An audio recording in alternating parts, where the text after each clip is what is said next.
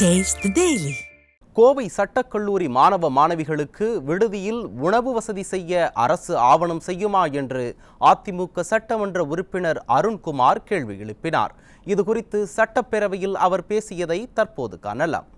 புரட்சித் தலைவர் எம்ஜிஆர், இதய தெய்வம் அம்மா ஆகிய இரு பெரும் தெய்வங்களை வணங்கி, புரட்சித் தமிழர் எடப்பாடியார் அவர்களை வணங்கி, கோவை சட்டக்கல்லூரி மாணவர் விடுதியில் உணவகம் செயல்படுவதில்லை. வெளியே மாணவர்கள் விடுதியிலையும் உணவகம் செயல்படுவதில்லை.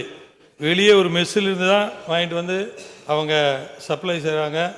ஆகவே அவர்களுக்கும் உணவளிக்கப்படுகிறது. வெளியிருந்து வாங்கிட்டு வந்து உணவளிக்கப்படுகிறது. எனவே அமைச்சர் அவர்கள் உண்மை நிலையை அறிந்து மாணவர் இருவருக்கும் இந்த உணவக வசதி செய்து கொடுக்க முடியுமா என்பதை தாங்கள் வாயிலாக அறிய விரும்புகிறேன். அதே போல் அந்த சட்டக்கல்லூரியில் படிக்கின்ற மாணவருக்கு விளையாட்டு திடல் இல்லை.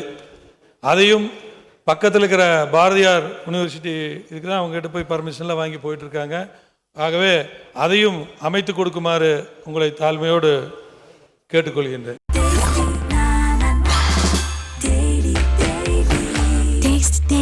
Taste the Daily.